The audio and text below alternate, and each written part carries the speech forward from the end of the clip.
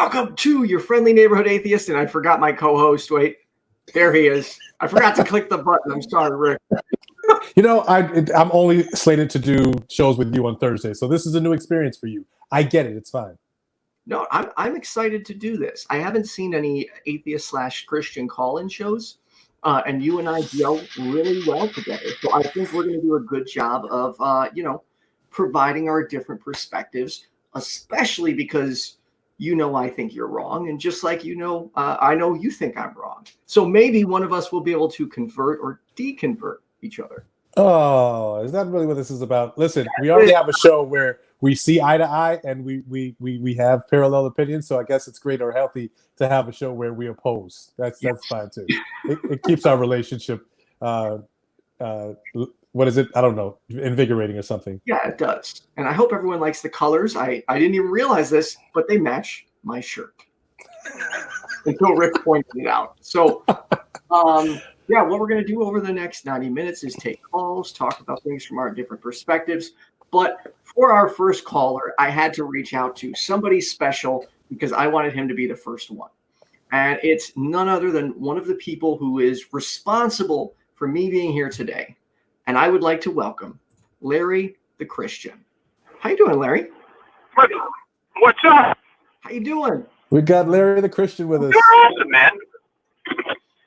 I'm just glad that I was super flattered to get the invitation, and I'm super excited to come on and be the first caller. And I love both you and Rick, and man, it's just awesome to be involved. So thanks for having me on. Thanks for being the first caller. I always wanted you to be the co-host. No offense, Rick. Since you're not able to, I figure you being the first caller is the best way to honor you and let everyone know that yes, a Christian is responsible for your friendly neighborhood atheist. Yeah, it's awesome that my name, Larry the Christian, that you gave me is responsible for launching atheist content. That's fantastic. It is. You also were one of the first people to invite me to church, allowing me to wear my atheist shirt, where I felt very welcomed. And it really has been a genuine pleasure getting to know you and being able to call you a friend. Oh, man, and that feeling is mutual. I mean, for a lot of the listening audience, first of all, I think that this is amazing for me because I have a face for radio and I don't have to, nobody has to look at my ugly mug. And second, that, so me and Ethan go back over 15 years we've known each other. And it took disagreeing fundamentally to become friends. That's very true. You were the first person to accept my my debate challenge. And there are 2 recordings of us debating privately, and they didn't work out. And I'm almost glad I cannot access those recordings anymore. I was really going to say, can somebody find these recordings? No, I don't want Oh, them man, found. I really wish we could. He went through me. Like, it was similar to my first dive into presuppositional apologetics. Like, Larry was like, what about this? What about this? And I'm just sitting there like, I still don't know who they are. I haven't read up on them yet either. It's like a whole different tribe that I don't even know anything about. You'll definitely know what a presuppositionalist is. So we actually do have another caller in the queue who wants to talk about, well, anyways, sorry. Larry, is there anything you want to talk about? Listen, I'm the guest. You bring something up, and if I've got 2 cents, I'm more than happy to share it. You know me. If I've got an opinion, I'm not shy of expressing that. No, that's true. I just mainly wanted to bring you on to thank you and give you the first call. Well, it was absolutely a pleasure. I mean, I think that you are doing a great job.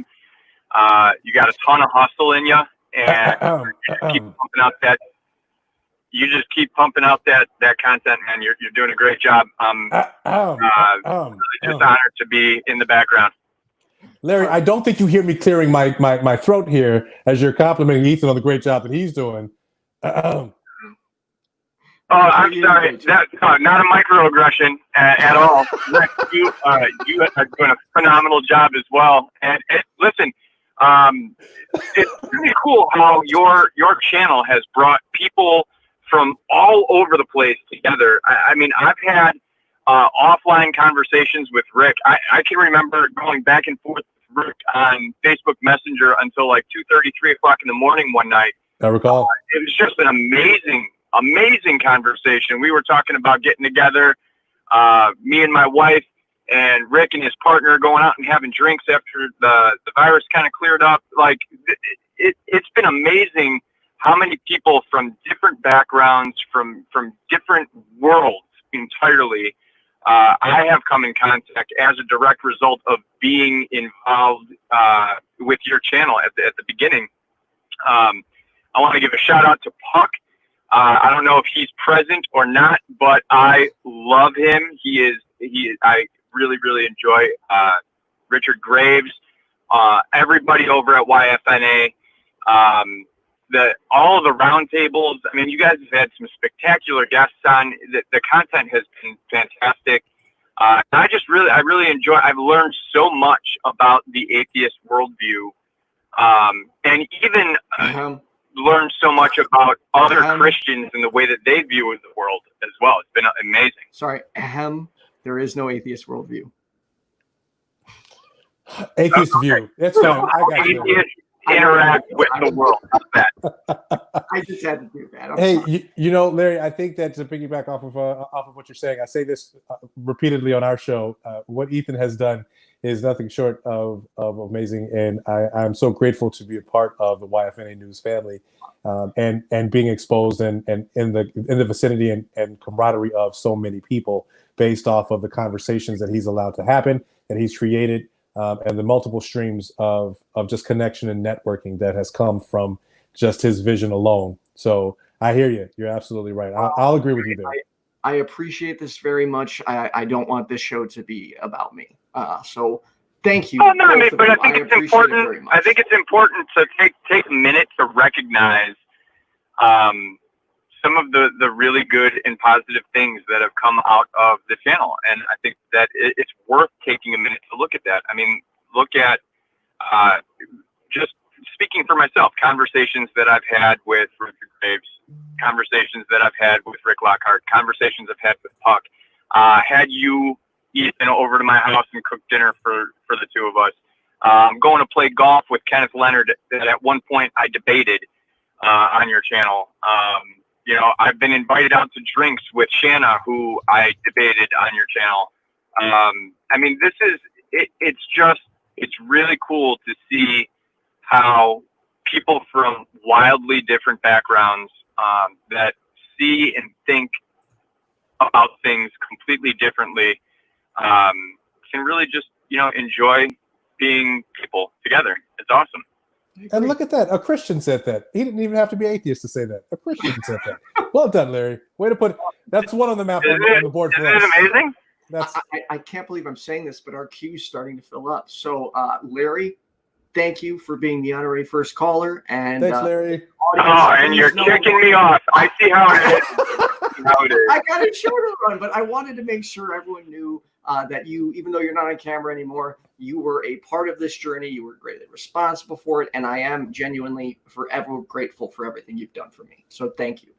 It has been absolutely my pleasure, and you know, whatever I can do to help support you guys, I think you're doing a great job. Keep it up. Get to the next caller, and enjoy the rest of the show. I look forward to catching it up with it, watching the show later. Thanks, Larry. All right. Are you have a good night, guys. You too. Are you ready to take our first official caller? Now, everyone in the audience, please keep in mind, I don't have someone screening these calls. I have an auto screener, so we are live. Anything can happen. Apologize if it's someone that mouths off. I will do my best to disconnect them as quickly as possible. But if you're watching, trigger warning, I do not have a moderator. So just be aware things can get said. And with that, I would like to bring on our first caller who... It's our second caller. Sorry. Don't diminish Larry. Hey, Adam. Adam, can you hear us? Oh, did Adam leave us? Adam dropped. But that's okay. All right. Well, maybe Adam will call back. Hopefully, Adam, if you get a chance, give us a call back. We'd love to talk to you.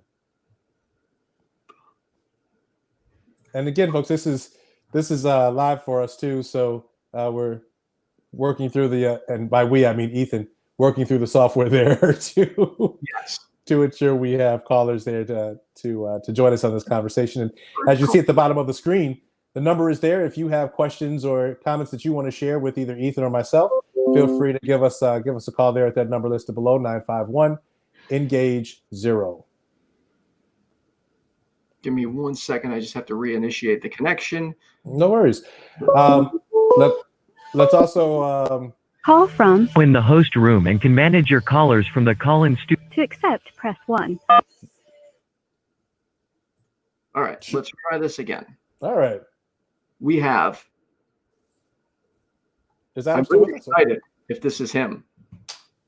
Is this Dean Meadows, the legendary Dean Christian Meadows. apologist?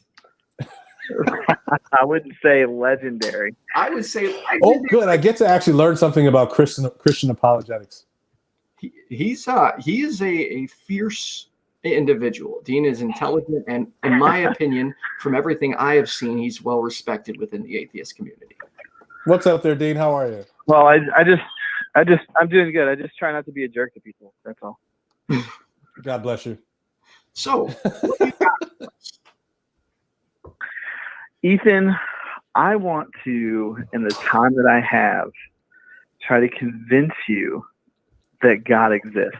Oh. And therefore, you can be the friendly neighborhood Christian channel. You know, and for clarification, I was asked if I was converted to Christianity, like, would I stop creating atheist content? And in a heartbeat, because understand that I cannot lie. Like, I tried to debate somebody. I tried to debate an atheist where I was pretending to be a Christian, and it was weighing on me. Like 20 minutes in, I eventually gave up. I'm like, I'm sorry, I can't do this. I feel completely dishonest.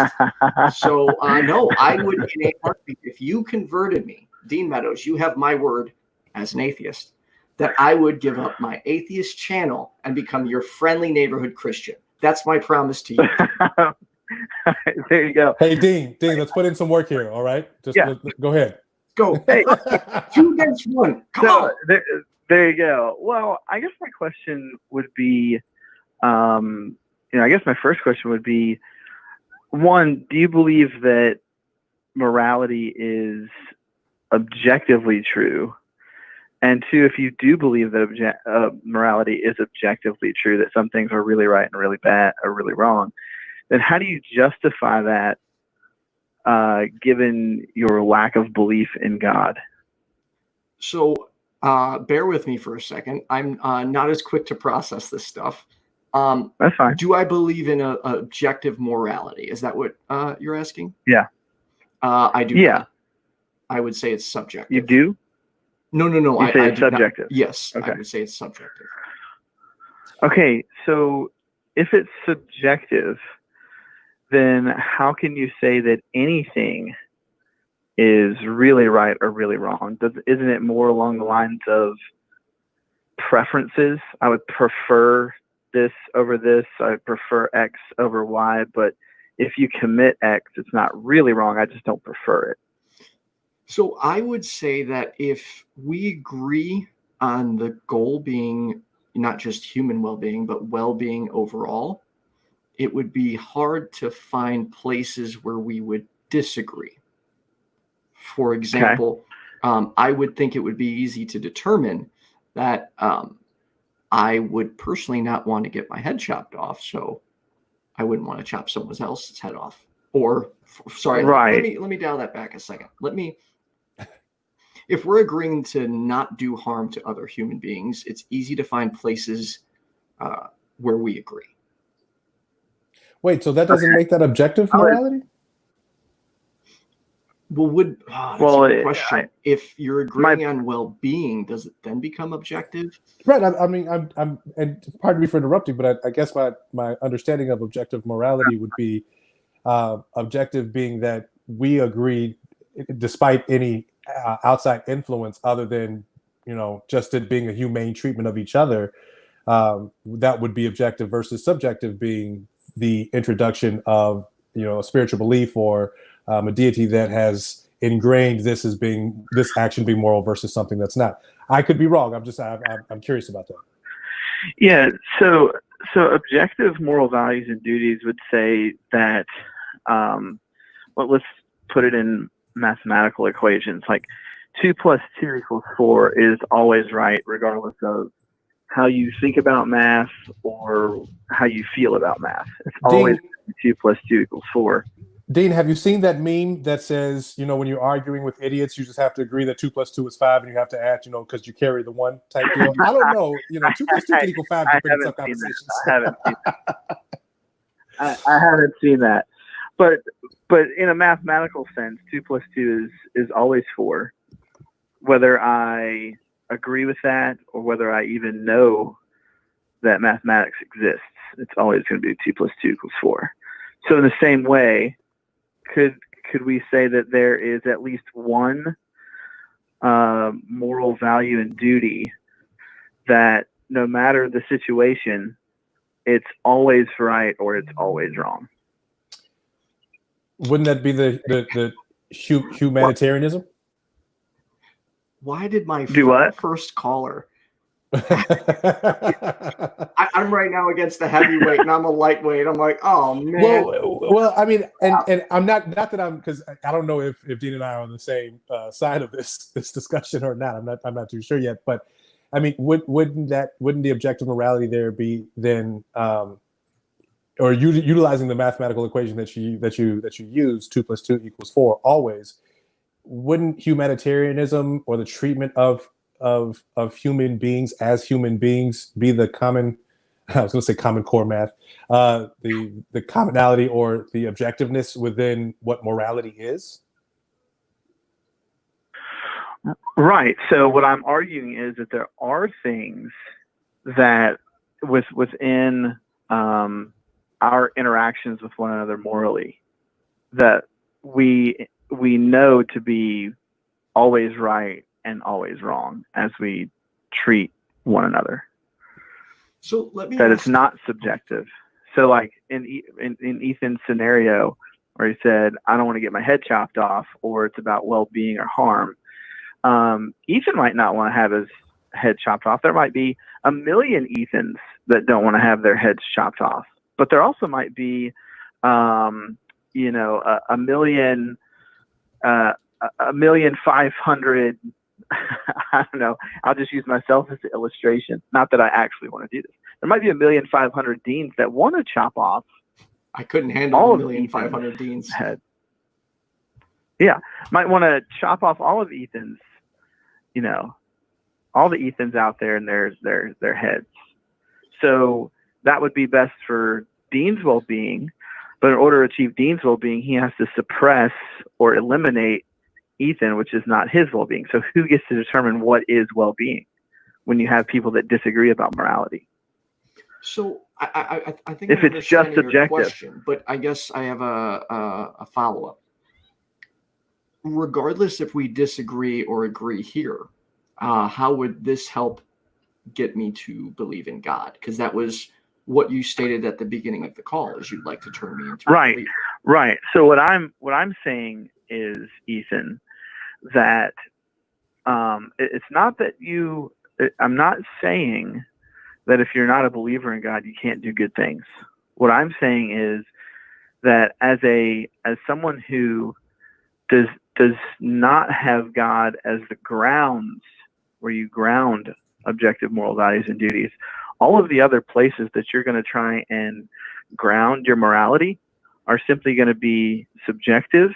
They're going to be on the basis of maybe the whimsical decisions of other human beings, other cultures, other constructs that can't be and won't be consistent, and therefore you are going to live in this flux to the point where if everything is subjective, then nothing is really, really wrong, because it's simply a matter of preference. It's no different than choosing ice cream. So let's say, for sake of argument, let's say it is preference. How would that get me to believe in God, even if it is preference only? Right. I would say if things are just a matter of preference, and that's the way things really are, then obviously God doesn't exist. But if objective moral values and duties exist, I'm going to say that God does exist, because that's the best explanation for where objective moral values and duties could even come from.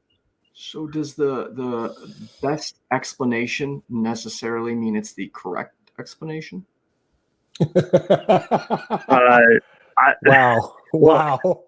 If it's the best explanation, then it would follow that it is the correct explanation, unless you have a defeater for it. So 2 + 2 is always 4, unless you can show a defeater for why 2 + 2 is not 4. So go ahead. You know, I don't know if this one is as convincing as it needs to be, especially for Ethan. And based off of the example used, there was a time in our country where, you know, the best action for getting the work that needed to be done in this country was to have slaves, and the treatment of those slaves was the correct way, the best way to treat slaves as inferior. That doesn't necessarily make it the correct treatment of people. So I don't know if I could say that that if it's the best explanation, that it's the right explanation. Does that make sense? Well, I see what you're saying there, Rich, but also the qualifier was unless there's a defeater present for that explanation, and clearly Gotcha. there is a defeater present for the explanation when it comes to slaves. Sure. In America, that was the defeater. And there were people who said, you know, given the fact that humans are image bearers of God, they argued against slavery because slaves were image bearers of God, right? And so that was one of the reasons that defeater was present, and we abolished slavery. So the key here is, all right, here's the best explanation that I have come up with. Now, is there a defeater for that explanation? So if God is not the best explanation for the existence of objective moral values and duties, then where else are you going to ground those? Now, in Ethan's scenario, in Ethan's case, he believes that it's subjective. So I guess my question is more along the lines of, does Ethan, I guess, Ethan, do you just believe things are right and wrong because, you know, I guess, how do you determine that? I evaluate. Let's just look at what's going on. Do what? I would say I evaluate it case by case, because it sounds like what you're saying is the best explanation for objective morality is God. And to me, that seems like a gigantic jump. So how do you get from objective morality to God? Right. Well, first I would have to say that I would have to show that subjective morality doesn't work. And I think that I could show that. And I think that I, you know, to a certain degree have shown that. If subjective morality is just a matter of preference on taking it on a case-by-case basis, well, what is the standard by which you evaluate things on a case-by-case basis, number one? Is it simply what the popular opinion is? Is it a matter of what legislation is passed? Is it a matter of might makes right? So how do you determine that, number one? But number two, I think if one objective moral value and duty exists, then objective moral values and duties do exist. And here's where I could show that. I think we could all agree. May I? Maybe you don't. You're throwing a lot out there. Huh? May I jump in for a second? Yeah. So even if you disprove my position on subjective morality, that doesn't make your argument any more credible. All you've done is just discredited mine. You still need to be able to substantiate and prove your own. So, for example... No, I completely agree with that. Okay. And no, I wouldn't say it's legislation or popularity. And I would say it can be a slippery slope, which is why we have to start, in my opinion, with well-being or, do no harm. And if we can agree on that, then I would think we could make objective assessments on what's best. Right. So my point is, even in that statement that you just made, that you have to decide by appealing to well-being, you're making a moral value statement, and you're saying if we can all just agree on what well-being is, then we can decide A, B, C, or D. Well, my question is, who even, on subjective morality, who even gets to decide what well-being is? Because if you have a different opinion about what well-being is, and let's just use Rich's example. If you say slavery is bad and I say slavery is good, what right do you have on subjective morality to tell me that my definition of what well-being is wrong? So if it's just subjective, if it's just a matter of opinion. If you're in agreement as human well-being as the goal, well-being / do no harm, then how could you in any way justify slavery? Right. That's the point that I'm trying to make, Ethan, is that you're coming after my position. Not that I agree with slavery, I certainly don't. But let's put that disclaimer out there for those who listen. Dean does not agree with slavery. Listen, you have to put these disclaimers out nowadays. Do what? No, he was just clarifying that it was good that you put the disclaimer out that you're not for slavery. Yeah. But okay, but what I'm saying, Ethan, is you're telling me that I'm making a leap from objective morality to God, and I'm saying you're making a leap by assuming that everybody's going to agree on what well-being is. And my point is, if you and I disagree on well-being, on what basis are you accusing me of being wrong? Since it's just a matter of opinion. It's just a matter of preference. Oh, I see what you're saying. For you to tell me that my position on well-being is wrong. This is actually a difficult one for me. I guess where I'm having trouble with this is, I'm not saying it couldn't happen, but if we are both in a position of agreeing not to harm another human being, how could you advocate for harming a human being? So I think that the Right. disconnect here seems to be, Ethan, when you're, from your perspective, your point is that the agreement is do no harm as well as well-being, human well-being, whereas Dean is attempting to retort that with the perspective is, his perspective being that slavery is good, my perspective being that slavery is not great.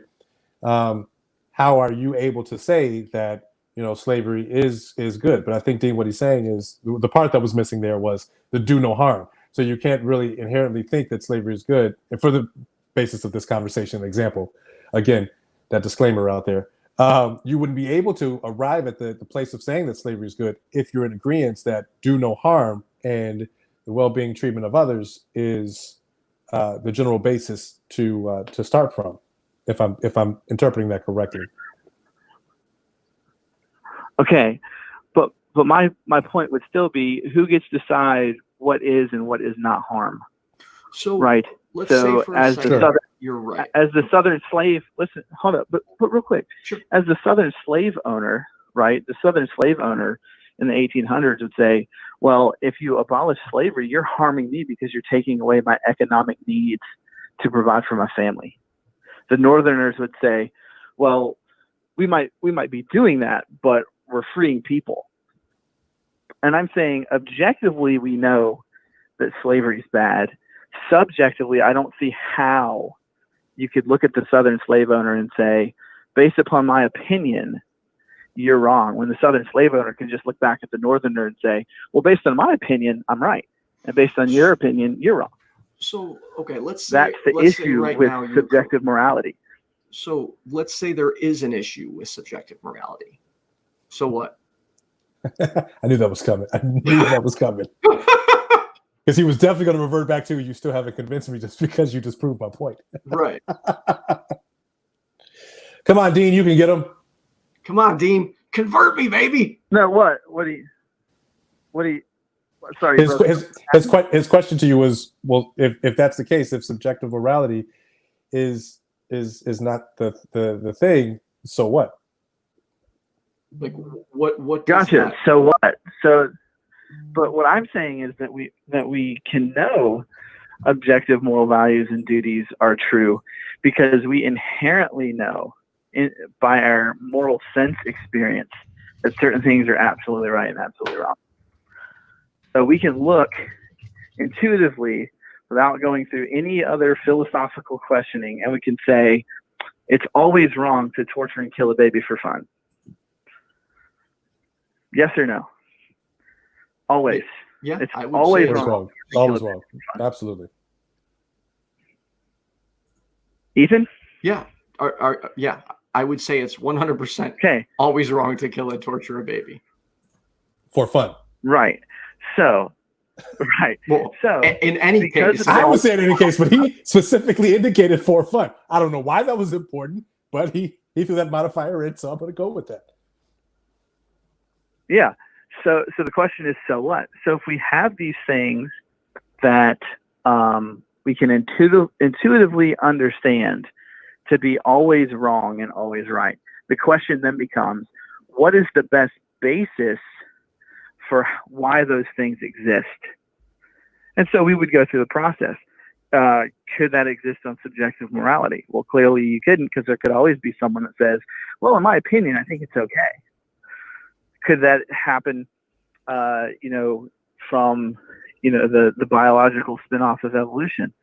I don't think so, because then all you're left with is nature is red in tooth and claws, simply becomes a herd morality. Then you could go through utilitarianism, and that kind of is dismantled. So the only thing that is really left would be a being that is outside of humanity that legislates, right? Where there is a moral law, there is a moral law giver. And that moral law giver, right, is a being that is by its nature, morally perfect. It's a maximally great being. And in being a maximally great being, all those he's things morally perfect. I what? get that. Do what? It just sounds like you lumped it like first God, then maximally great being. Like it just seems like you're throwing a lot of descriptors on top of it. On top of the legislator. What's wrong with a lot of descriptors? I'm sorry. Say that again. What's wrong with a lot of descriptors? No, it just seems like you're attaching additional things to God without actually demonstrating there is a God. Well, but he did. He indicated utilizing I think it was, and I love the term that he used, I think it was legislature outside of humanity. To legislate these things. Yeah. Yeah. So like a compass, Ethan, a compass that points, or to north. North is an objective feature, but if you don't, if direction is just subjective and there is no compass, then no matter where you go, it's north or south, or maybe north doesn't even exist, right? So without where there's a moral law, there's a moral law giver, right? Well, we've demonstrated, or at least I've tried to demonstrate, that moral law giver can't reside within humanity for some of the reasons that I've posed. Well, what are you left with? The only thing that you could possibly be left with is a maximally great being that's morally perfect, that has expressed those objective moral values and duties through his commands. So if God is love, he's morally perfect, maximally great being. If he is love, then that command could be expressed in love your neighbor as yourself, right? And in expressing that, you can then turn to the slave owner in 1800s America and say, hey, love your neighbor as yourself. The slave over here is your neighbor, therefore you shouldn't treat him as property. Oh, child, Dean, listen, that whole conversation is new because they didn't believe slaves were actually neighbor affirming. But I do agree with Dean. Well done, Dean. Like Dean, if I were atheist, you definitely converted me. Ethan, are you still arguing this? You just laid it all out. Yeah, because that was not convincing at all. If this, then that. If this, then that. That's all I kept hearing. What I gathered from this was, according to Dean's point, if we've already concluded that that you really don't have a basis when you look at subjective morality, that there has to be something externally that indicates and inherently directs us to act as moral beings, because we can't do it within humanity ourselves, because there are too many different opinions, there are too many different variations of what morality could potentially look like. You're left with, again, this great term, the legislature of direction of what morality is, and from that deducing that being the supreme being we call God. So I would actually like to get to a question from the audience. Dean, go with that, okay? Just go with that, all right? Okay. Does Can I Dean just make a point? Is it a question for me? Yeah, or it's a question directly for you. Because it's time for me to go. That's fine. Does Dean think that it's objectively immoral to own slaves because your Bible doesn't, your God doesn't? See, here we go. This is what we should have used slavery for an example. Oh, come on, Dean. Come on, baby. It's okay. I got you.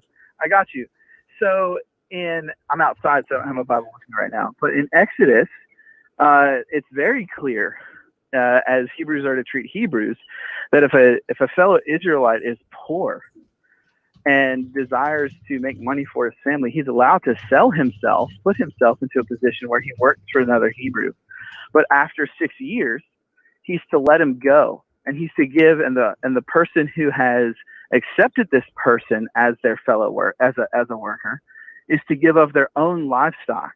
He's not to leave that Hebrew without anything. And so then after 6 years, he can let him free. And if at the time of that appointment, the person who has put themselves in a position to work for a fellow Hebrew does not want to leave and basically says, I want to work with you forever, then that's an agreed upon term. It's not as if the Hebrew owner is forcing this person to stay with him. That's in Exodus and in Deuteronomy. So it's not the same. It's not the same antebellum slavery. It's not. Furthermore, in 1 Corinthians chapter 7, Paul tells the slave that if 1 Corinthians 7:31, Paul tells the slave that if they can avail themselves to freedom, then they should do it. 1 Timothy chapter 10. Can I be honest says, with you for a second? Can I just finish this one point? I apologize. Go ahead. I don't want to start preaching.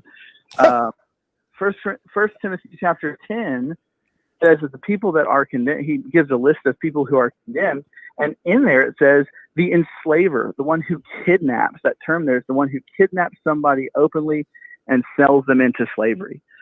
All of those examples go counter to what is seen in antebellum slavery in America. So to me, what I just heard was 2 minutes of you trying to justify why slavery is okay. Well, actually, no, he didn't, because what he referred to, the scripture that he referred to in Old Testament is not actually slavery. It's more like indentured servitude, to be quite honest. But that's not okay either. Well, take that up with your ancestors here in America. I will if I could.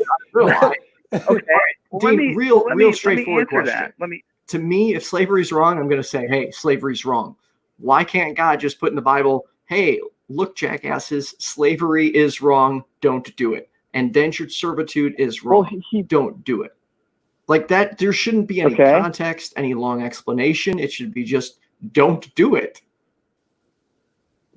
Okay, so what more do you want when it says in 1 Timothy chapter 10 that the enslaver is condemned to hell. That's it. Take up a collection for Dean right there. That was it. I'm taking up a collection. He just gave a sermon title and scripture right there. Okay. I mean, essentially, that's what it says. Well, I mean, what does it mean to be an enslaver? It means to go and kidnap somebody from their free state and force them into slavery. And Paul clearly condemns it in 1 Timothy chapter 10, or 1 Timothy 10. What you're saying is, what else do you want there? So just in Exodus 21, it says the man who goes out. Sorry, I don't want to run over top of anybody, but it says in Exodus. I'll let you finish, Dean. I'm sorry. Well, it says in Exodus, I believe it's 23, that the one who goes out and kidnaps somebody in an open field and then sells them into slavery, they should be put to death. That's literally antebellum slavery. So if I wrote a book, does the skeptic want? And in that book, I put, this is how you own slaves. This is how you should treat them. And then in a different passage or area of that book, I say, you're going to be in trouble if you own slaves. Like, what kind of message is that? Why do you need to instruct people on how to be slave owners while simultaneously going off what you say, condemning it? Why is that even in there then? The same reason that when your 3-year-old steals something from you, you don't call the magistrate and put him in jail. Sorry, can you say that? Right? Say that one more time. When your 3-year-old, the same reason that you don't put a 3-year-old in jail for stealing something from their sibling or stealing something from another kid, right? So what is taking place? Can you still hear me? Yeah, we can hear you. Hello? Yeah, okay. We can hear you. So what you're seeing in the Old Testament, first point is this: when has morality or the way in which humankind has conducted itself ever changed overnight? When? Give me a time, date, and place. When was it? How long did it take for what took place in the 1800s to actually be overturned as far as the treatment of African Americans in America? Give me a time, place, and date where that just automatically flipped overnight. Okay. Regardless if it didn't flip over. It did. Okay. So the same point would be said for Old Testament and New Testament ethics. The way certainly God is moving people towards the ideal. There's the real of what is actually taking place on the ground, and then there's the ideal, right? And so God understands that humankind, and this is from a Christian perspective, God understands that humankind is sinful and that he's going to have to do certain things to move them from what is taking place in reality to the ideal of what he wants them to be. And in doing so, with the backdrop of their culture in mind, he makes radical legislation that drives against the cultural backdrop and moves them closer to the ideal. It certainly isn't perfect in the Old Testament, framework, but it still is, one, much better than ancient Near East, and then moves them closer to where God wants them to be. And so what you're doing, and I'm not trying to be overly harsh here, but this is what not gonna offend me. what I encounter is that everybody wants morality in the Old Testament to simply switch overnight, when you examine human history, morality has never been a simple, it's a simple fix and tomorrow morning everybody's going to wake up and be ideal. Right? Real quick, Dean, that's never happened. God is, I forgot the normal spiel, how it goes, like God is eternal, all that. What's all that fun stuff? Can you repeat that for me? All of that fun stuff? That he's a maximally great being? Yeah. No, I think it's probably something along the lines of all-seeing, all-knowing. There we go. Okay. The moral lawgiver. Then the Testament, the Old Testament, New Testament, it shouldn't have needed to change. It should have been correct from the get-go. Okay. So, and if it would have been correct, it was correct from the get-go, actually, in Genesis 1-3. So, all right. And then we real quick, Dean, we have had you on for a while. I do need to get to our next caller because this has been a long. No, I got you. Do we have other callers in the queue? Dave, we're taking up all of our time. So, with your permission, can I say one thing? Because I've just literally always wanted to say this. Yeah, go for it. No. You're done. Sorry. Always wanted to say that. That won't make any sense to you, Rick. I No let that one go. I need to get this anyway. I'm getting lit up by mosquitoes. All right. Thanks for calling in, Dean. Thanks, Dean. And I'll see you. Hey, Love Dean, you guys. Dean, I'm definitely going to I'm going to chalk you down as a point for Christians here. Thank you so much for that. I don't know if we got even closer, but definitely headed in the right direction. You got me further away, Dean. Take care. Take it easy, man. Have a good one. Take care, Dean. As soon as he got on, I was like, I'm going to sit back because this is all directed towards you. Right. So, it's funny. I see callers on other shows, and I'm like, oh, I can handle that. I can handle that. And then I see Dan Mendo's. I'm like, I can't handle that. Although this next one, Rick, is going to be for you, and I have a feeling he's going to have some good counterpoints. So great. A newer atheist to the community, one I suspect is going to be an absolute powerhouse, and I highly recommend checking him out. He was on the Damn Show a few weeks back.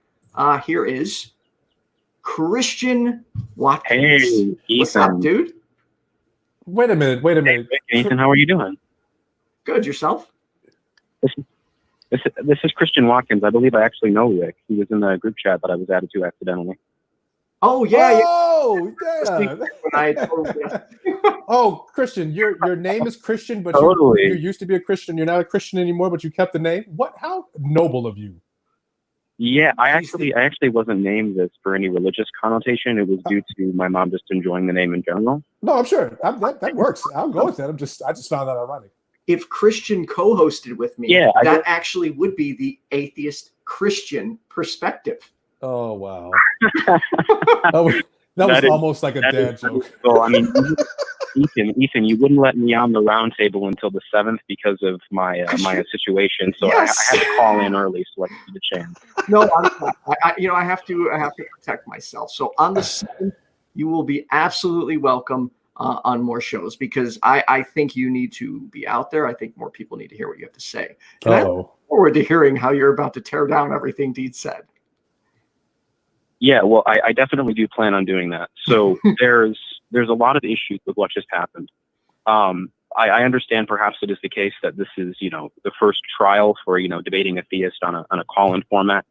But I guess I would take issue with his argument in 3 different places. And I'm not going to address slavery because slavery was mainly just a gish gallop at the end to make it seem like objective moral duties can exist in the presence of a God, which he didn't demonstrate or even attempt to demonstrate. So I'd like to start at the beginning, Sure. Which is his central claim was that with the inclusion of subjective morality being insufficient, we can therefore conclude that objective morality exists. This is entirely fallacious. It has no basis whatsoever. Just because subjective morality has no basis for objectivity, which, by the way, is a complete contradiction, that doesn't give credence to a biblical-based objective moral standard. There's 3 real issues here, though, which is how do we know a God exists? How do we know what that God wants? And why should we care? Those are the 3 issues with religious morality that no religious person I've ever talked to has ever taken seriously.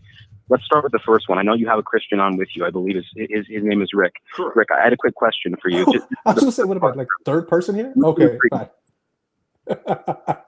Would you agree in general that in order to demonstrate that a morality exists based on a God, we must first demonstrate that God exists?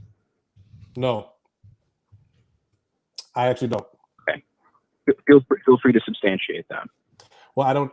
For me, just based on the belief that I have, I don't think that it's necessary for me to have to prove that God exists for me to prove that morality exists. I think personally that morality actually can come from just being. Like I don't necessarily correlate morality and God in the same parallel. Okay, so perhaps you don't take the entire position that Dean was taking. Right, I actually don't. I just gave a point for Christianity because something was basically this, which is morality is objective, and we can demonstrate that, and that can prove that God exists. I don't know how that happens or what the actual syllogism was. Either way, it wasn't correctly presented. So, but if you don't take that viewpoint, I won't address it because I'm more talking to you now versus just refuting the last caller. Okay. I'm sorry, was there a question there? So what I would Yeah, so I guess we can move on to the second part, which is, so you believe that morality comes from just within yourself? Has God imprinted it on your heart, or do you read it in the Bible? What is your... I actually have never really given thought about where morality exists or comes from, the basis of morality. I would like to believe that it could potentially be inherent in human beings to just want to treat other people as they want to be treated. If they don't want to be harmed, then they don't harm others. But then again, that could be a complete fallacy too as well. I haven't done enough research to look into where morality stems from in human nature to be able to answer your question efficiently. Okay, fair enough. I guess what I would say is, when Dean says in the previous call that he's presupposing that not only the Bible is true, but that the Bible is historically accurate and it also has an accurate account of what any particular God wants, those are three presuppositions that he did not demonstrate. And without those presuppositions being demonstrated, we have no way to understand why we should take the Bible as historically accurate for a moral account of a God, or why we should consider it at all, even if it was. Those are the two biggest issues with what he just said, so that's what I would have brought up if I was discussing that with him. But I guess the third issue is, why should we care? One of the big things that Dean was talking about is the issue with secular morality is that we have to agree on what well-being is, and if we can't, then it's useless. This is simply not true. This is like me saying, I have a different interpretation of the Bible than you do, and therefore the Bible is invalidated because we have different interpretations. This is fallacious nonsense. It makes no sense logically. If, for example, you wanted to say the problem with subjective morality is that it's entirely subjective, that could be a proper critique, because I would argue that it is. But even if it wasn't, you don't escape the problem of a subjective worldview by adding in a God or adding in a supposed biblical worldview. You don't escape that issue, and just by asserting that you do, it does not demonstrate that. It's a great basis for the argument, Christian. Well done. So, are you any more closer to becoming an atheist, Rick? Oh, no, not at all, because he hasn't convinced me that God does not exist. He just really refuted everything Dean said, which is great. I mean, he did a great job with that. But here's the thing. At the end of the day, I don't, when it comes to me as a Christian believer, and I've said this, I think, on your show before, Ethan, back in the past, I'm not one to fall back on the biblical accounts proof that there is a God and a God exists. That's, I think that there has been too much in and out, too many hands in the erecting of the Bible. The Bible has been used to correlate a society that people wanted, right? When you look at the King James version of the Bible and the way that there are apocryphal books that have been removed, there are fallacies within the organization of that Bible just to fit the narrative of societies that not deities, governments wanted to have and monarchs wanted to have. So I personally, I don't use the Bible as a stance for my belief in God, and it sounds to me like Christian really did a great job of refuting everything Dean said, and very articulate by the way. I don't know why he hasn't been on the show yet, Ethan. I'll have to circle back with you about that. Up to him if he wants to say that publicly. Why he's not on the show yet, but I definitely think, Christian, you should be on the show here very soon, because the information that you're able to relay is great. It was great listening. By the way, Rick, I don't mean to interrupt you. I apologize, but I just wanted to say the fact that you don't take your worldview on the Bible is really, really awesome, because you would be entrenched in defending genocide, slavery, the enforced enslavement of women, and the selling of women as property. So I'm glad that you wouldn't be using the Bible as a demonstration for your moral values. I would have less respect for you if you were advocating for this. Well, Christian, as a gay man, I think that there are other scriptures that are also still against me, or at least used to demonize who I am as a person, and I have to fight that on a daily basis too. So yes, I don't take that view at all. Absolutely. That's awesome, and I'm glad that you are using rationalism as opposed to evidence evidence. I say evidence very, very sparingly that we find in a book. I appreciate your sparing use of it. However, if in the event, I would like to say that my that alone is enough to have a conversation that God may actually exist. Is that a win for? Does that work? Can we use that as a point for Ethan? Are you a little bit closer with that, or no? That doesn't work for you. Wait, say it one more time. I'm asking, just based on Christian and I agreeing that we don't subscribe to at least I don't subscribe to the worldview of Christianity or the Bible, excuse me. Just basically living the life that I live and being the person that I am is a great representation of God existing. Is that enough to work for you that God exists, or no, we still need more evidence? No, because I wouldn't. Okay. All right. I was trying. If anything, I would say you're Could I you're ask you a doing a question, good Rick? job of getting away from Christianity by not Oh. believing in the Bible. So don't worry, Rick. Well, but here's the thing. Here's the thing. I wouldn't. I don't necessarily. I mean, I subscribe to Christianity as the religion that I follow. But at the end of the day, when it comes to the spiritual belief that I have in God, it's not substantially or grounded and rooted in. Well, most of it is rooted in Christianity, but that doesn't mean that God doesn't exist for other religions or as other religions see it. I am of the mindset that God does exist. Now, whether you want to call it God through Christianity, call it God through Judaism, call it God through Muslim or any of the other religions that are out there that believe in this deity that is a supreme existence, that would be a different conversation. But for me, I don't subscribe necessarily to saying that any of those religious beliefs or explanation of their God is incorrect.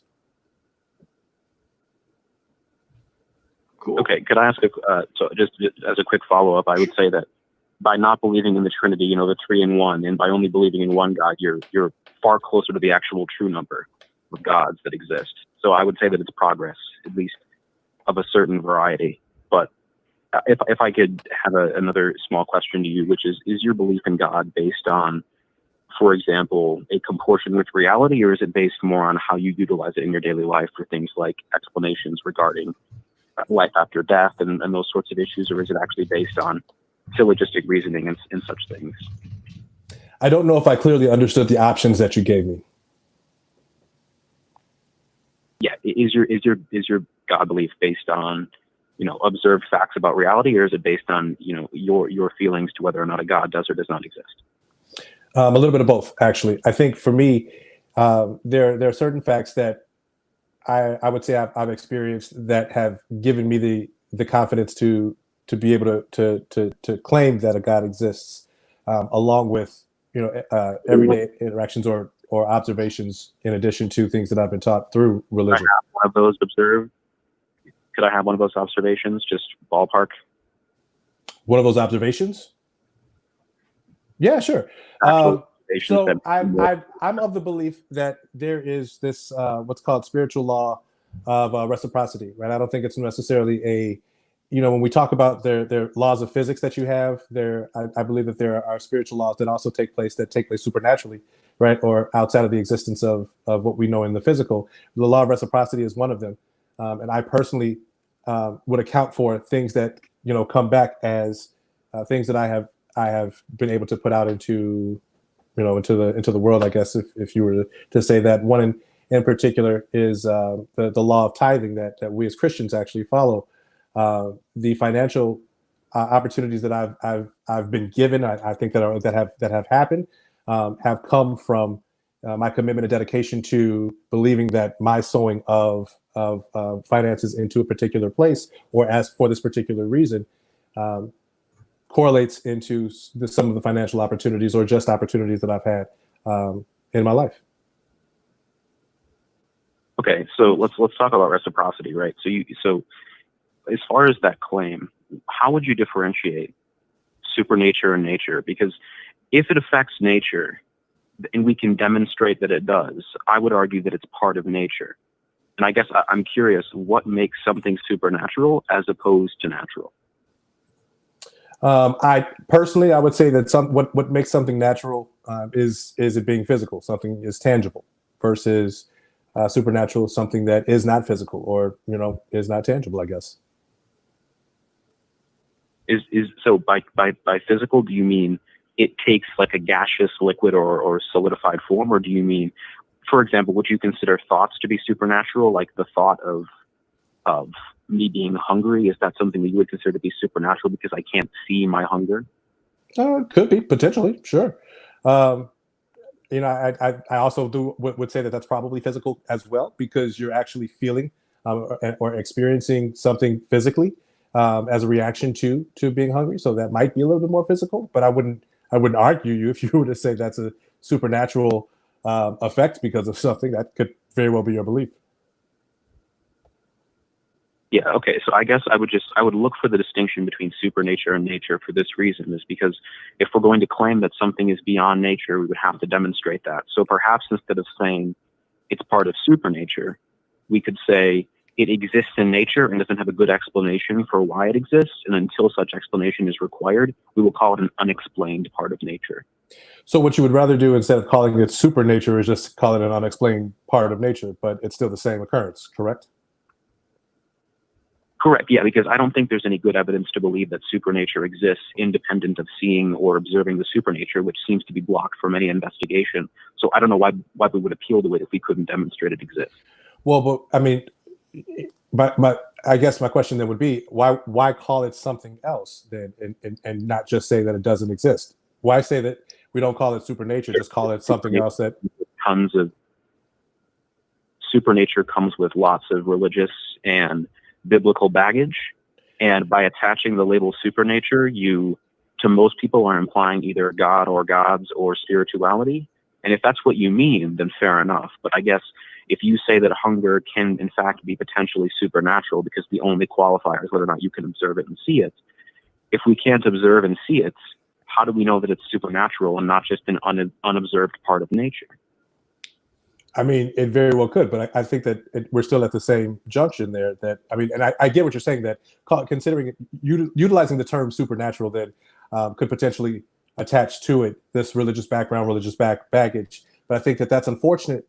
That's unfortunately what religion has done to that particular realm of what we can't see. Religion has, unfortunately, impacted our observation, understanding, and acceptance of things that may be out of our control, that we may call supernatural. Because religion has done that, I think that it has caused so many people to look at things like that and say, because it's tied to religion, I don't want to acknowledge its existence. Whereas it could potentially be still existing, but just because it has that religious connotation to it, people want to turn a blind eye to it. Your point exactly being that we don't want to call it supernatural. We want to call it as, something that's existing that we have no explanation of. Well, but it's still the same thing. At the end of the day, it's still something that's occurring that we either have no explanation of, or that it's supernatural, right? But at the end of the day, call it what you want. It's still a potential occurrence. Awesome.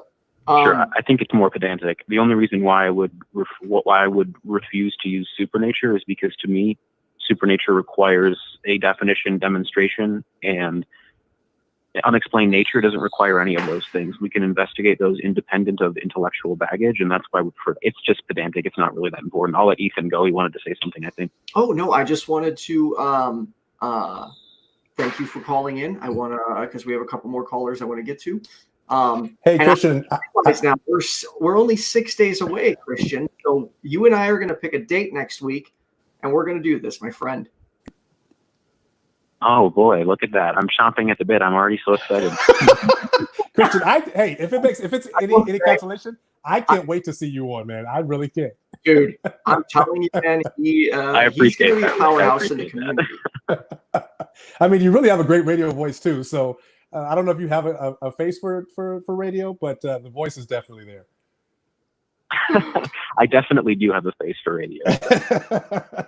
Well, thanks for calling in, Christian. Thanks for calling, Christian. For the show.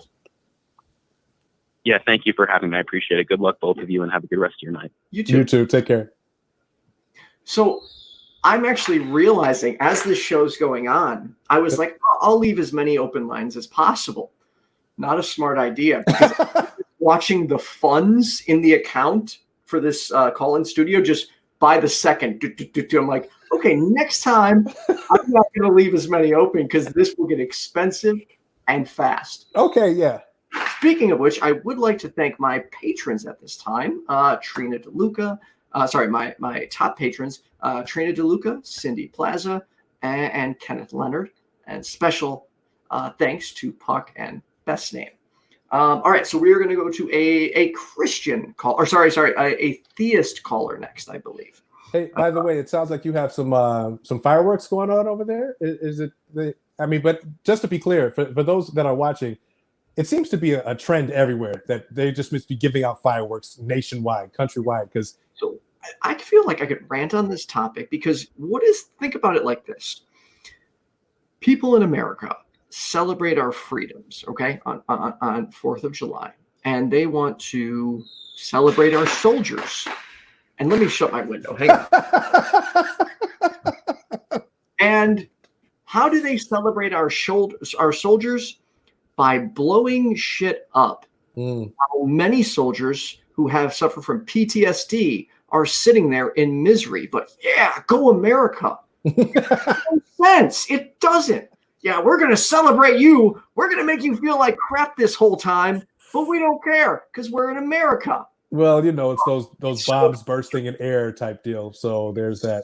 It's so frustrating, the utter disregard for how other people feel. But hey, you got to shoot your fireworks. I bet you feel good. But dude, these fireworks have been going on since like March. Since March, every night. Pick a day, pick a time, leave it, but it doesn't need to be every day, every night. Like, people are genuinely suffering when they hear those. And it's never mind. That's not the show for this. That is not the show. Sorry. You know what would be a good idea? I haven't seen a political call-in show. Have fun with that. That would. Rich, I want no part of that. I'm struggling on this one here. Don't call me for that one. And a God for the atheist. Science without religion is lame. Why is it lame? I don't know. But look at the other part. Religion without science is blind. Yeah, I guess, but yeah, that makes sense. It needs religion. So, all right, I want to get to our. We have a theist caller. Let's see, Jocelyn, you are on the air. Hi, yes. Jocelyn. Hi, how are you guys doing? Good, yourself? Good. How are you? I'm doing good. Enjoying the summer. You have fireworks going on over there too, Jocelyn? What's that? You have fireworks going on in your neighborhood too? For weeks. I don't know. I think there's been articles written on Facebook about like, why has this been happening for weeks? It's like generally the week before and the week after the 4th of July, people get nuts, but like this has been months. I don't know what, what's going on. So who knows? Bizarro.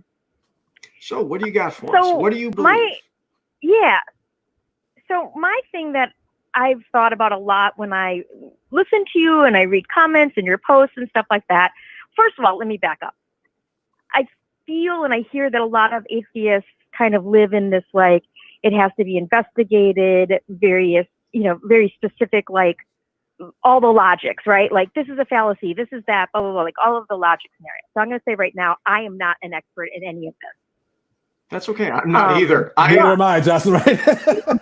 On the internet that decided to start a channel. So yeah, I also like to point out to other atheists that if you came here for a complex intellectual breakdown of huge topics, it's not the best area, because that's not who I am. I really am very much the average dude who just wants to take a different approach to what I see going on right now. I second that.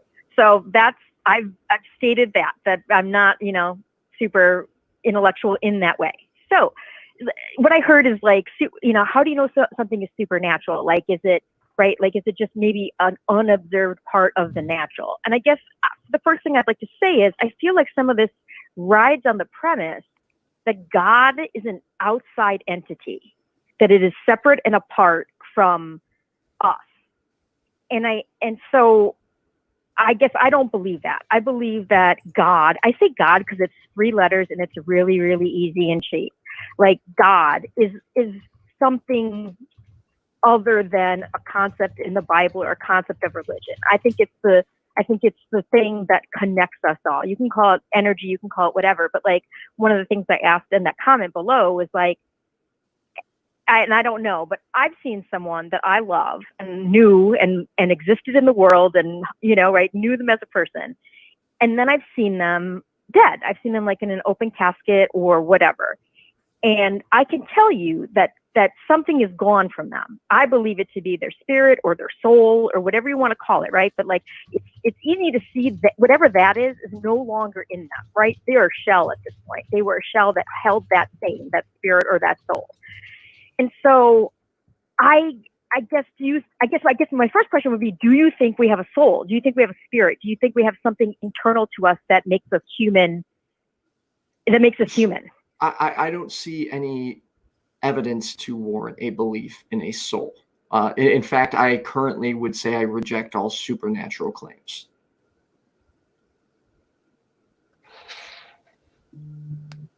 So, okay.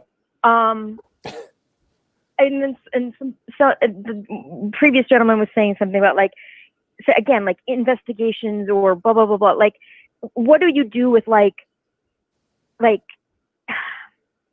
see you with your little nephew and you love him, right? Mm-hmm. How do you quantify that? How do you know that that is what's happening? Like, how do you quantify like the feeling that you have? Like, there's no way to explain it or Sure. to like write it out in a math problem, right? So I mean, or can you? I don't know. And I want to be very clear here. I am going off my understanding, and I could be incorrect. But you from how I understand it is, you can look at the emotions of the brain or look at what someone's feeling by putting them in an fMRI, and different areas of the brain light up. The areas for love, hate. You're able to observe those. Now, secondly, just because we don't have an explanation doesn't mean you say, therefore, God's the explanation. That's where I think the problem comes in, is too many. Let me jump back for a second. I often find people saying atheists are closed-minded, and I would argue that that is wholeheartedly incorrect. Atheism by itself, in my opinion, or agnostic atheism, is one of the most open-minded positions you can have, because unlike religion, you're not saying, I have the answer, this is it. You're saying, I don't know what the answer is, we're just going to keep looking. So to me, I'm hearing you're saying, Jocelyn, is that because you haven't seen or heard of an explanation, you're just going to accept God as the explanation. Am I representing you correctly? I guess what I'm saying is not everything needs an explanation. I don't feel the need to explain. Like, for instance, I don't know if they've done any MRA research on like intuition, but I know for a fact there have been times and places and relationships and all sorts of different things where I've gotten a very clear knowing about something. I have nothing to prove it. I have no evidence. I have no way to quantify it in any way. But then it turns out that I've been right. Like then I can have observable evidence that the thing I felt with no real reason why I'm feeling it turns out to in fact be true. And so I don't need an explanation for that. Like, my explanation is, this is something, like, for instance, like, so I believe the opposite of faith is not doubt.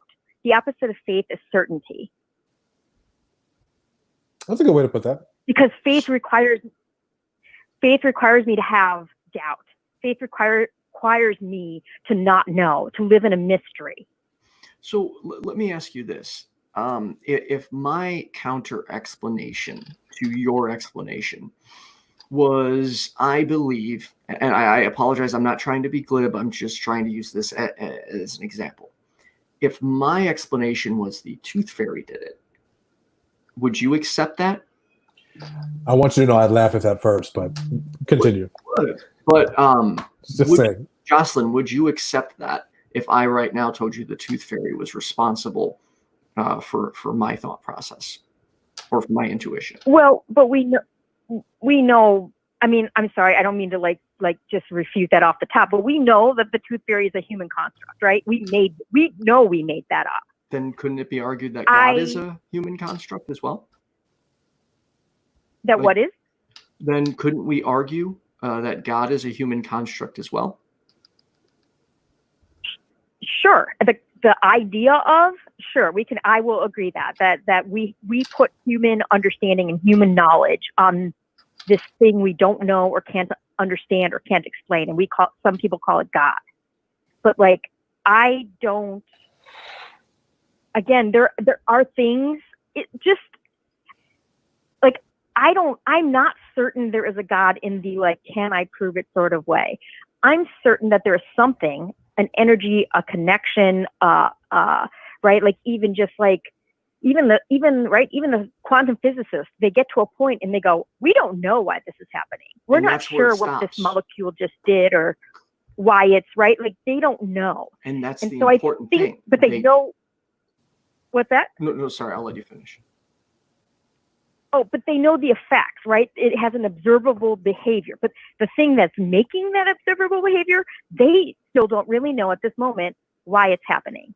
And so I don't need, I don't know. I guess, I don't know how to explain intuition. The whole point is that it's unknowable. It's unexplainable. It might possibly be unexplainable at this time. So a few things here. Looking back, I used to believe I had a special ability because I can read most people very quickly. Now, I refer to it as intuition or some type of psychic ability. I believed at one point I was picking up on their energies because, to be completely transparent, in most cases, I'm usually right on my assessment of a person. However, I could have either said, well, I don't know what the explanation is, therefore it's this, or I could continue to look into it. And as I continued to look into it, I realized I was observing things like micro expressions, body language. Those are the things, in my opinion, you're picking up on. Some of us have a natural ability to see those things earlier on. Some people have to study for it. That is where intuition comes from, in my opinion. It's being able to pick up on. Hey, you know what? I have to interject and disagree with you only on the basis of being raised by women, having sisters, actually dating a woman for 8 years. Women's intuition is a thing, and it's a sixth sense. There's no body language. There's no micro movements that women are able to pick up on. They just know. That's where I would disagree, because I was also raised by women, and incredibly smart women, for incredibly smart, strong women. I'm just saying, women's intuition is a thing. Okay, if it is a thing, then there's no reason to believe that God is responsible or that some supernatural entity is responsible for it. The best explanation, in my opinion, is, again, micro expressions, gestures. And even if that's not the explanation, you don't jump to, well, I don't know the explanation for this, therefore I am going to jump onto the supernatural. Historically, when has a supernatural explanation ever been the best explanation for anything? Some tribes back in the day believed the sun wouldn't come back up at night unless they sacrificed people to a volcano. Now imagine if we didn't evolve as a society, we'd still be doing that ridiculous crap. But as we learn more, as we refused to just accept God as the answer, we gained more knowledge. And that's why we should be sticking with science over religion, in my opinion. So I'm all about the micro expressions. I'm a pro, like, I don't know, again, I just have a good way with that. But again, putting that aside, I could be by myself and think, when I say think, all of a sudden I think a thought that I know I wasn't thinking. Like, it's not like I was ruminating about my friend. It's like I'm doing whatever on the computer, blah, blah, blah. And all of a sudden I hear or know, oh, like this, this is happening to them, or they're not okay, or whatever. Like, there's no one here to influence me at all on that. And I'm not sitting there trying to think of something about my friend. I mean, again, I don't necessarily need to call it God. I think that there is a essence and an energy and for instance, they've done lots of studies that talking to plants helps them grow. Why? I mean, Isn't like, that because that's we exhale, weird, right? Like, what? Isn't that because I'm not even going to try and explain this because I'm sure I'm going to get it wrong. So again, no. So here's the issue, Jocelyn. Everything you're bringing up is I don't know the explanation, and because I don't know it, I'm going to attribute a God to it. You don't see an issue with that, because for one, I could do the same thing with anything. The Muslims do it with Allah. I mean, we could literally do that with anything. And while I'm not necessarily the biggest fan of this analogy, many atheists will use the spaghetti monster as an analogy. And it sounds stupid, but at the end of the day, what's the difference? If you can just explain it with whatever. I'm saying I don't need to explain it. I don't need an explanation. Wow. So I don't care. Yeah. Like whatever, call it God, call it nothing, call it something. But like, I know that there are things outside of myself and like concurrent with things inside of myself that I cannot for otherwise account. And for me, I don't need to break that apart and try and get some sort of scientific explanation for it. I'm grateful to kind of have this human capacity to connect to this energy that is in you, in me, in trees, right? Every molecule of everything is kind of holding on to something. Again, we don't have to call it God. In fact, to some extent, that doesn't make any sense because it's bigger than the human concept of God. It would sound like you're saying, and I would please correct me if I'm wrong. I do not want to misrepresent you, but it sounds like what you're saying. Not only do you not need an explanation, but you don't care. You've already found your answer, and therefore, even if more evidence becomes available, you don't need it. Am I representing you accurately? Ish. I don't need it to. I don't need it to. Like God. Like I live my life and I'm guided by my life, or I'm right. Like I don't need it to like be sure of what I know. Now, if there is more information available, I am open-minded. I am interested in hearing all sorts of different stuff from science, from, religion, from supernatural. You know what I'm saying? Like I'm open to it all. Like I don't, but in the present moment, I have not been presented with that information. And so I don't need any concrete proof. So how about this? Don't you just sometimes, and I'm not saying that God's making you do this. I'm just saying though, sometimes do you not just know what you know? Yeah, and I'm not saying that God. I'm just saying that's true. But I want to know why I know what I know. Like to me, saying, okay, if I read for example, I like when I'm sitting at a restaurant, and this example got brought up with my counterpart Puck the other day, who you should check out his Twitch channel every Monday through Friday at 1 p.m. Central Daylight. Well done. Well done. So he brought up the other day about like reading couples and seeing how long they're together, and I love doing that, like figuring it out. But I actually want to know if I'm right. I want to investigate it. I don't want to just say, well, I know what I know, and that's okay. Because one, I could be wrong, and two, don't you think the why is important? Okay, so here's an example used over in like recovery worlds. I flip on the light and electricity comes on. I don't want to know. I don't care. I don't know. I mean, I can learn about it, right? Like I can learn the science behind electricity, but I don't need to know. I flip the fucking light. Oh, I'm sorry. The light comes on. Sorry. Okay. You know what I'm saying? Like I don't need, and every time I do that, I don't need an explanation. I just know that this thing it makes this thing happen. And I think that's the way a lot of there are quite a few theists and Christians specifically, I think, who, well, maybe some of the big three within the big three religions that have that same viewpoint, that same stance. It's not necessarily understanding the why, just that it is, and there's the acceptance there. And I think that might be the disconnect or difference between where you two are, whereas Ethan is under the mindset of wanting to know the why, the why behind it, and that's important to him as far as what belief looks like. All right, I do want to move on to the next caller, but Jocelyn, thank you for Hey, Jocelyn, thank you.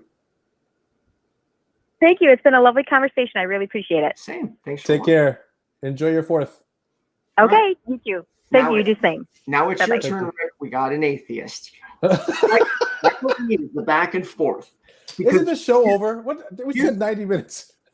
We got a few minutes left. I'm not going to get to every caller. I apologize, but I would like to get to next. We'll see who we can all get to with the time we have left. But next, I'd like to bring Dragons in Genesis on air. I don't want to speak for you, but I think you're an atheist. Is that correct? Yes, I am an atheist. Nice to finally meet you, my friend. I've definitely seen you in chats everywhere, so it's nice to talk to you. Oh, well, I would. Yeah, nice to meet you. Wait, what's the name? Dragons in Genesis. All right, get them. Wait, is that the name we're going by? I don't know if I can have an effective conversation with that name, but that's fine. We'll go with that. Dragons versus Genesis. Is that what that was? D-I-G. Dig. We'll Dragons dig. in Genesis. Dragons in Genesis. Dig. D-I-G. Yeah, and you can just call me Jason or asshole or whatever. I don't mind. I have a question for Rick. Yeah. You're a theist, correct? You're a Christian? Yes, I identify as a Christian. My pronouns are he and him. Okay. Next question. Are you familiar with the Greek myths or the Egyptian myths or any of the old mythologies? Yep, I found them pretty polytheistic. I find them pretty fascinating. Okay. Now, these stories of like Zeus up in the clouds, throwing spears of light down at the ground and stuff. That pretty much sounds like people trying to figure out where lightning came from, and so they made up a story about a big tall Greek dude up in the clouds throwing lightning bolts, right? For the sake of this discussion, we can go with that, sure. Okay.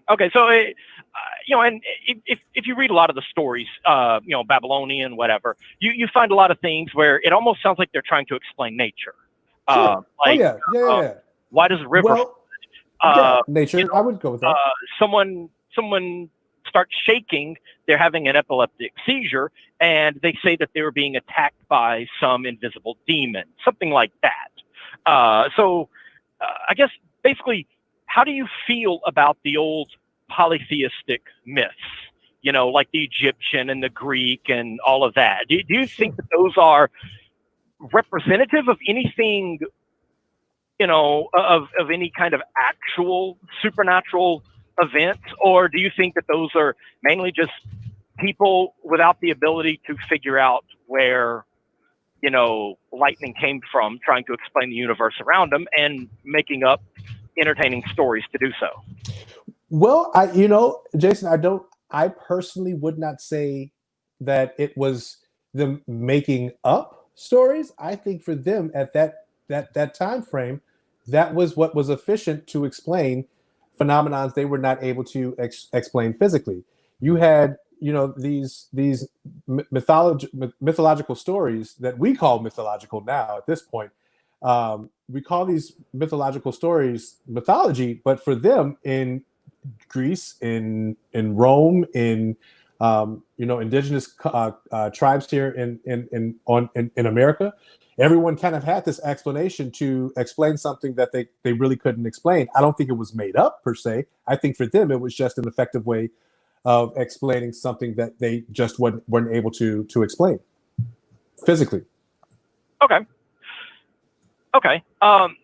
So where I was basically going with this is, if we look at these stories that we find that are the basis of Christianity, all the foundational stories of Christianity, including stories about Jesus himself, we can trace these stories back to, with very little exception, to ancient polytheistic mythologies. And African spirituality. A great deal of it comes from the old Canaanite myths, about like Baal-Hadad literally riding around on a cloud, throwing harpoons of light down at the ground and things like that. And stories about the creation of the world coming from a god that fights a giant water dragon in order to build a firmament to hold up a big blue sky ocean. And all the great foundational stories of Judaism and Christianity, we can trace those back. You know, Sure. we've already done that. We know where those stories came from. And what we find is that these stories, even those that don't look like myths, like the crucifixion of Jesus even, we find that those stories are linked, they had their origins in Other religions. old myths that go back thousands of years before Christianity even began. When people thought that the health of the king was linked with the health of the land. And, you know, so they had these rituals to do this. And so essentially what people were doing was saying, I don't know where, you know, lightning comes from. I don't know why people have epilepsy. I don't know why rivers flood. And coming up with explanations for them and using things that to them made sense at the time. But it kind of all starts with essentially people who didn't know coming up with explanations. You know, why does some fish have scales and legs and pincers? You know, and they thought this was an abomination created by a god, an evil demon named what was his name? Ahriman the Opposer. You know, and this is where your kosher laws come from. And so essentially we can trace the roots of every major world religion back to people just thinking that a river came from a giant snake crawling across the land and carving it out. And so these stories, the mysteries that gave birth to the idea of gods, those mysteries have all been solved. We've solved all of the mysteries that people who believed in these gods had. All of the questions they couldn't answer that prompted the belief in these deities, we've solved them, all of them. And thousands more that they didn't even have the ability to ask because they had never even solved the first ones. You know, not only where does lightning come from, but how was it formed? Yeah, and so since we have solved all these mysteries, thousands and thousands of them, that spawned the ideas that created religion, and not one of those mysteries, not one of those answers ever turned out to be a deity. It always turned out to be something perfectly natural. If we solved all of those, then, you know, and we're solving more every day. If a person were to grow up today without ever hearing about any of these old myths that came from, you know, Canaan and Persia and Syria and all these other places, if a person was raised and they had never been taught to believe in these old myths that were based on mystery, because these mysteries had all been solved, would they come up with the same idea of a deity? If they looked at the clouds and they saw lightning and they asked their parents, they said, where does the lightning come from? And they said, oh, well, that's static buildup caused by the clouds. Would they come up with a story of Yahweh? You know, would they come up with a story of Yahweh if they asked about a volcano, and so you showed them a program on Netflix where Werner Herzog tells you all about volcanoes? You know, would we come up with a God if we no longer had these mysteries? You know, I guess I'm kind of unclear on what it is necessarily that you're asking. So let me make sure I have an understanding. What you're asking is, because, as you've put it, all of these myths and mysteries have been solved, quote unquote, that if in the event a child were to grow up and have this experience of seeing, as you've used as an example, lightning, would they come up with this story of a god or deity creating the lightning? Or is there an or there, or are you asking, is that what they would do?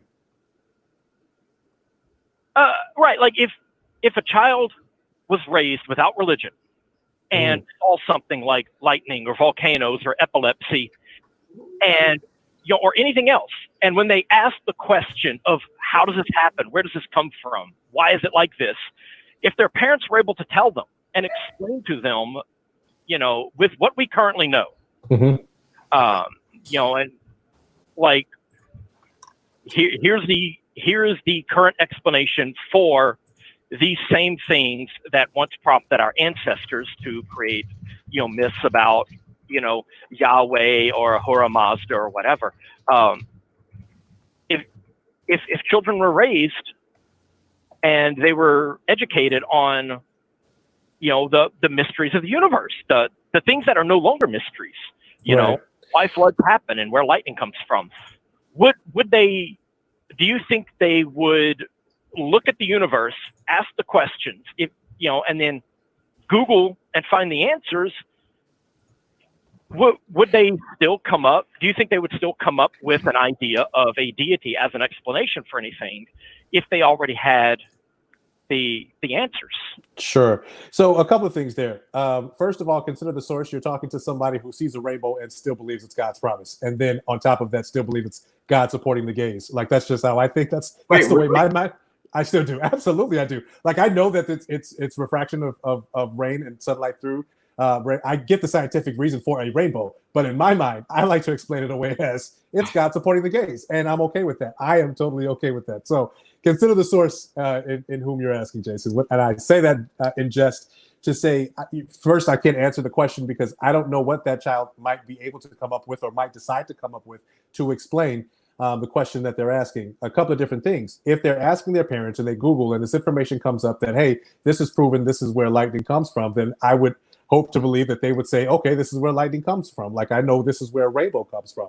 But can they still say that there may be something that a deity has to do with how this is created? You know, whether it be down to the molecules or the static or what have you, or even the situation that brought that to fruition, they could potentially believe that too. I would venture to say that, you know, when you talk about all of the things that we've been able to explain away already and proven as a myth, that's great that we were able to. But we would have to take into account, you know, and I'm not the biblical scholar nor the historian to be able to do so. What things have been attributed to the myths and past religions, like the stories that we have in both the Jewish and Christian Bible. You know, what was derived from other religions and what might have been actual accounts that historically took place that did not take place in other religions, but that still align with, you know, Christian or Jewish or even Muslim beliefs. Or any other religious beliefs for that matter. I think that, you know, when you look at the stories of other religions, of ancient religions that have come into fruition for what they needed to explain what they had to explain in that time frame, that's exactly what it was. We evolve, we understand, we learn, we grow, and we say, all right, well, that wasn't necessarily the case, but there is still this to consider. And how do we explain this particular, maybe minuscule or minute portion of this? As Ethan likes to say, he looks for the why behind these things, and the scientific more so why than the supernatural why. It really depends. That child is going to have to account for which direction do they want to take, or do they want to take both? Do they want to just go with the scientific route and find everything until we get to the I don't know and leave it there, or a supernatural or spiritual route and say, well, there's probably something spiritual behind this that I'm not able to identify, and just agree that it's something that's spiritual and go with that.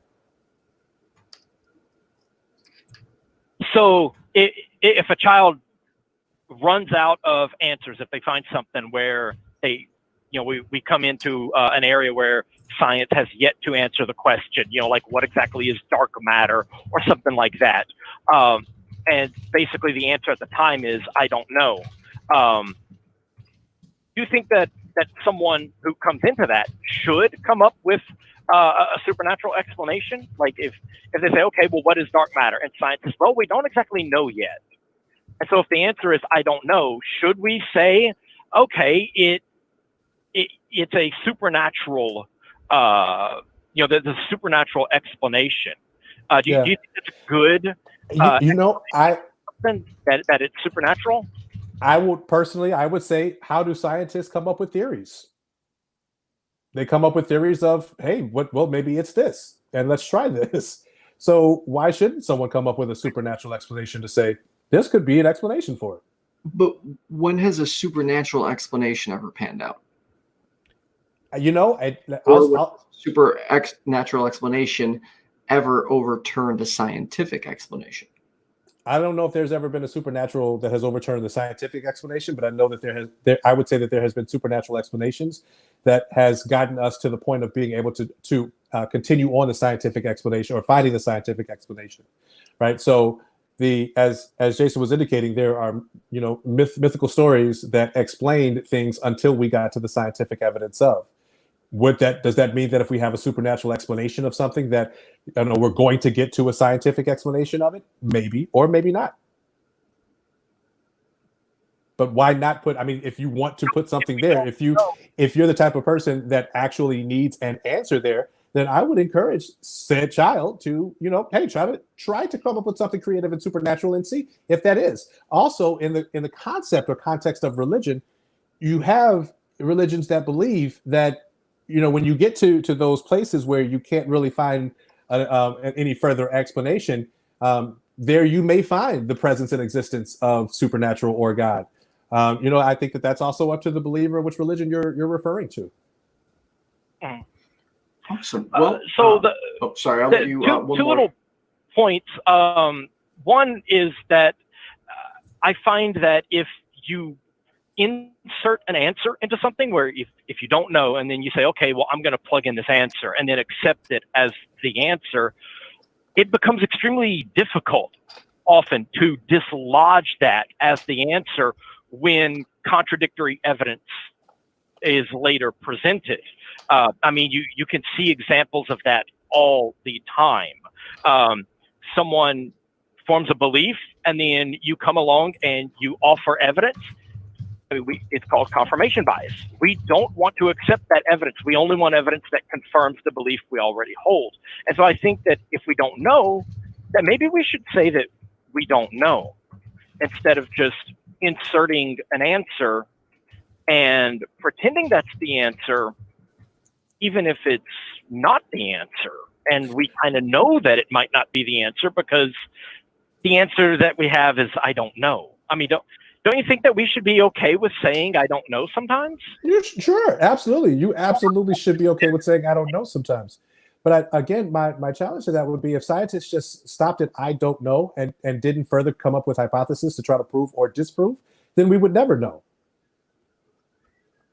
So there are always going to consistently be answers. They're asking a question and gathering evidence instead of saying, okay, well, we don't know, so we're going to say that it's this other thing entirely. I mean, I think we should always be asking the question and investigating. But I don't know that we should be putting in an answer if we don't have one. So again, I would fall back on, and if my understanding about this is correct, the hypothesis is basically the answer to the question that you're trying to prove. You create the hypothesis and then go back and try to find the evidence that proves or disproves it. Right.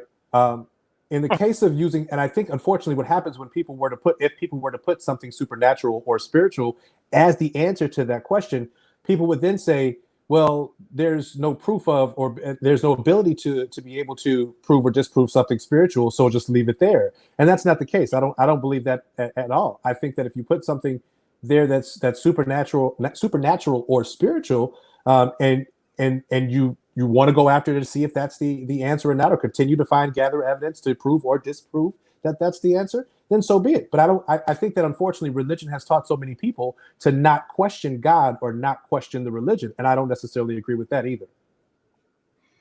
All right. We do have to wrap it up there. So I'm sorry, Dragons of Genesis. Jason, thank you so much for that. That was great. Perfect. That was a perfect answer to my question. So yeah, I'm happy with this. Thank you. I'm glad, Jason. Thanks so much for joining in with the conversation and the discussion, man. I appreciate it. Yeah, thank you, Jason. I appreciate you calling in. Oh, thank you. Have a good one. All right. Thank you very much, The Rage, for that. I appreciate that. I feel like I apologize. We're not going to have time for any other callers. Arthur, I will save a spot for you next week. You can call back. Yeah, feel free to call back. Yeah, next week you'll have Larry the Christian on, who could do better than I can. Honestly, this Rick did this on short notice. Believe it or not, this is the last minute thing, and I like that. An honest Christian interlocutor is hard to come by. I love Rick, man. He's you're a great guy. You and I gel so well together. We and do, it's man. a matter of time before you become an atheist. Well, before you become a Christian, things happen, right? The piece of this show is to just keep throwing these atheists at you to find the argument that's going to get through to you. You don't know me yet, dude? Oh, God. Please, by all means, we'll continue on. Because you know what? Again, let me just say real quick, I can appreciate, I am someone who is open-minded and loves to listen to, I'm very much like you. Thank you, SJ. I love listening to different perspectives, different vantage points, different explanations, and there are a lot out there, so I enjoy the conversation, man. Thanks again for allowing me to co-host here with you. And thank you, SJ. No, Rick, dude, I love doing this with you. And I will say, I think this, for the first time doing this, it went pretty well. I enjoyed it. I had a lot of fun. I look forward to doing this again. I think we had a really good balance of theist and atheist callers. I did let Dean go on a little longer than I should have. Dean, it's all your fault. And if I'm being totally honest, when I saw his name, I was like, oh, not like in a bad way for him, but I know what he's capable of, and I know where I'm limited. So when I saw his name, I definitely suggest when Christian is able to come on, get Christian and Dean together on a round table. I'm tuning in for that. To find somebody to debate Christian because he's going to be a powerhouse, man. I'm excited to see what he does in the community. So everyone, I do want to thank you for tuning in. Like and subscribe, and all the good stuff. And like and subscribe and all the good stuff. Oh no, that's not how this works. I messed up. Sorry, Rick, go ahead. Make sure that you like this video, subscribe to the channel, and hit the little alarm button so that you can get alerts for when the shows go live. Is this on YFNA News? No, this is on the Atheist channel. This is on the Atheist channel. So yes, follow the Atheist channel as well.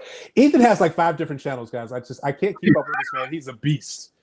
Like I had the pleasure of doing 2 shows today, but both of them ran like 2.5 hours. You bring up an interesting point. I do keep getting told to slow down, but here's how I look at it. Imagine if you just spent like 5 years in a mental prison, a box, and then you broke free. Oh yeah, I get it. Slow down. You'd be like, nope, not waiting a second. I'm enjoying every minute of this. Hey, this is normally how I correlate that, Ethan. You'll slow down when it's time to slow down one way or the other. Exactly. Right now, I see no need to. But when I do need to, at first it was like throw everything at the wall and see what sticks. Now, I got all the experimentation out of the way. Now I really know like the directions I want to head. And to answer this question, I have been lucky. So, while yes, I have created this, while yes, I do a lot of the work and spend the money putting this together, it wouldn't be possible with everyone who helps me out. The Pucks, the Rick Lockharts, the Cynthia McDonalds, the Richard Graves, the Best Names Ever. I'm sorry, I did have to thank you. I know you don't like attention. Damn it, I'm not supposed to say that either. Oh, sorry. I keep doing that. I'm sorry. Without the support of my many Christian friends, without the Kenneth Leonards, the Dean Meadows, the Larry the Christians, the Joel Sedecase, everyone has been a part of this. I have been so lucky to have so many smart people that are like that, because that's all I do. I see smart people on Facebook and I'm like, friend request. And then sure enough, hey, you have some good insight. You want to come on a show? And that's literally like, this has grown because of my personal Facebook, which is why I utilize it so much, because I have met some tremendous people like Cindy PLAZA from Belgium. Like I have met great people. And this is one of the greatest things that's ever happened to me. It really is. Hey, and I'm also going to throw out there too, this could not be possible without the people that are actually watching, viewing, participating, and sharing on your social media platform. So please continue to do that as well. Behind the scenes, and there is so much. For those that don't know, like while you see me streaming an insane amount of hours a week, just about 3 times or 4 times that amount is spent into talking to people through chat on a nonstop daily basis. Like this has actually overtaken my full-time job. And my full-time job, I work 40 to 45 hours a week. I have far surpassed that in the work I'm putting into this. But it's because I have a goal. I want to do this for the rest of my life. Yes. I want to educate people. I want to make sure people have fun. I want people to know not all atheists are bad people. We're good people. We're capable of love and happiness, just the same as anyone else. So everyone, thank you. And I don't know, I've been lucky. You get the point. Rick, thank you for doing this on short notice. Everyone, pleasure. Thank you for tuning in. If I missed any names, I apologize. I was just doing that off the top of my head. I'm sure there are many names I missed. I'm trying to go through every name in my head right now of all the people that have been on my channel, but I can't think of them all right now. So hopefully I didn't. Well, once we get on stage and start accepting awards, we'll make sure to have the list of everyone's names that we need to have. One day. So, all right. Thanks. In Christian belief, we just put those things out there and then they come to fruition. So I'm just going to put that out there in my Christian belief that it's going to happen. Now, when it does happen, I want the credit of saying, well, he did say it as a Christian that it would happen. And then maybe you come to Christianity from there. Maybe you're right. Because if I am wrong, I want to know.